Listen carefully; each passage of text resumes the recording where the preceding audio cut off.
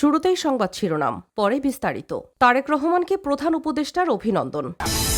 গণভোটের গণরায় ঐক্যবদ্ধভাবে বাস্তবায়ন করতে হবে।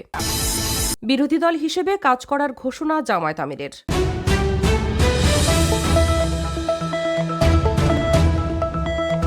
শুনছিলেন সংবাদ শিরোনাম, এবার বিস্তারিত। তারেক রহমানকে প্রধান উপদেষ্টার অভিনন্দন। ত্রয়োদশ সংসদ নির্বাচনে বিপুল সংখ্যাগরিষ্ঠতা নিয়ে জয়লাভ করায় বাংলাদেশ জাতীয়তাবাদী দল বিএনপির চেয়ারম্যান তারেক রহমানকে শুভেচ্ছা ও অভিনন্দন জানিয়ে বার্তা দিয়েছেন অন্তর্বর্তীকালীন সরকারের প্রধান উপদেষ্টা প্রফেসর ড. মোহাম্মদ ইউনূস। অভিনন্দন বার্তায় প্রধান উপদেষ্টা বলেন, ত্রয়োদশ জাতীয় সংসদ নির্বাচনে আপনার নেতৃত্বে বিএনপি বিপুল সংখ্যাগরিষ্ঠতা অর্জন করায় আপনাকে আন্তরিক অভিনন্দন ও শুভেচ্ছা জানাচ্ছি। গণতান্ত্রিক উত্তরণের ঐতিহাসিক প্রক্রিয়ায় জনগণের এই সুস্পষ্ট রায় দেশের সাংবিধানিক ও গণতান্ত্রিক ধারাবাহিকতা এবং প্রাতিষ্ঠানিক স্থিতিশীলতার ক্ষেত্রে অত্যন্ত গুরুত্বপূর্ণ মাইলফলক হয়ে থাকবে। তিনি আরও বলেন, আমি দৃঢ়ভাবে বিশ্বাস করি রাষ্ট্র পরিচালনার গুরুদায়িত্ব পালনের ক্ষেত্রে আপনার প্রজ্ঞা, গণতান্ত্রিক মূল্যবোধ এবং জনকল্যাণমুখী চেতনার আলোকে আপনি দেশকে একটি স্থিতিশীল, অন্তর্ভুক্তিমূলক ও উন্নয়নমুখী পথে এগিয়ে নিয়ে যাবেন। আমি স্মরণ করছি আপনার বাবা রাষ্ট্রপতি জিয়াউর রহমানের আদর্শ ও রাষ্ট্রদর্শন এবং আপনার মা সাবেক প্রধানমন্ত্রী বেগম খালেদা জিয়ার আপোষহীন নেতৃত্ব ও গণতন্ত্রের প্রতি অঙ্গীকারের কথা।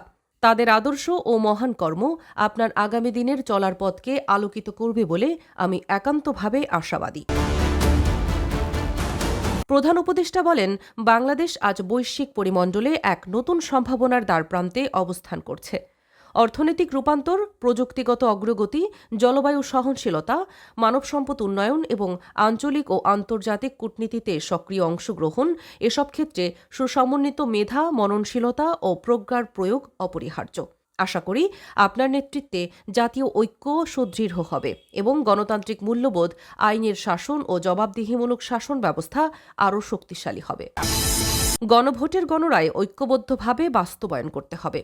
জাতীয় সংসদ নির্বাচনের চেয়ে গণভোটে 1% বেশি ভোট পড়েছে এবং হ্যাঁ জয়যুক্ত হয়েছে উল্লেখ করে প্রধান উপদেষ্টার বিশেষ সহকারী ড.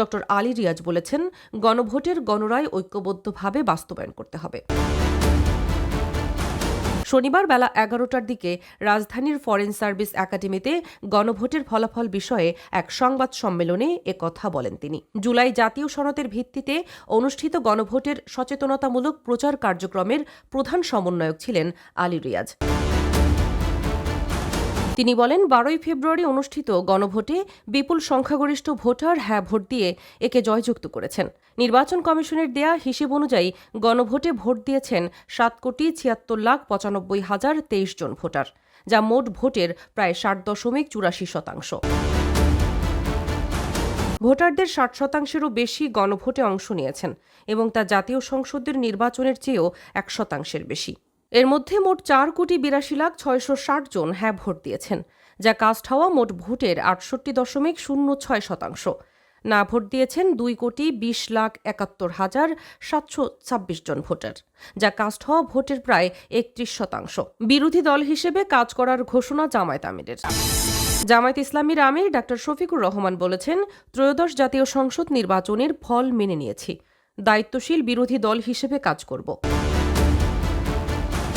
শুক্রবার দিবাগত রাত 1:44 নিজের ভেরিফাইড ফেসবুক পেজে এই পোস্ট দেন তিনি। ফেসবুক পোস্টে তিনি বলেন, আমাদের আন্দোলন কখনো একটি নির্বাচন নিয়ে হয়নি। গণতান্ত্রিক সংস্কৃতি শক্তিশালী করা, নাগরিকদের অধিকার রক্ষা করা এবং একটি ন্যায়নিষ্ঠ ও জবাবদিহিমূলক রাষ্ট্র গড়ে তোলাই আমাদের উদ্দেশ্য। জামায়াত একটি নীতিবান, দায়িত্বশীল এবং শান্তিপূর্ণ বিরোধী দল হিসেবে সংসদে ভূমিকা পালন করবে এবং সরকারের জবাবদিহি নিশ্চিত করে জাতীয় অগ্রগতিতে গঠনমূলক অবদান রাখবে। নীতিগত ও শান্তিপূর্ণ রাজনীতির প্রতি আমাদের অঙ্গীকার অটল। জামায়াত আমির বলেন, গত কয়েক মাসে অসংখ্য স্বেচ্ছাসেবক ও সমর্থক অক্লান্ত পরিশ্রম করেছেন। আপনাদের কৃতজ্ঞতা জানাচ্ছি।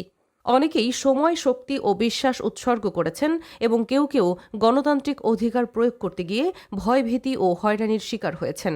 তাদের এই সাহসিকতা গণতন্ত্রকে শক্তিশালী করেছে। নেতাকর্মীদের উদ্দেশ্যে তিনি বলেন, নির্বাচনের ফলাফলে অনেকেই হতাশা ও ব্যথিত হতে পারেন।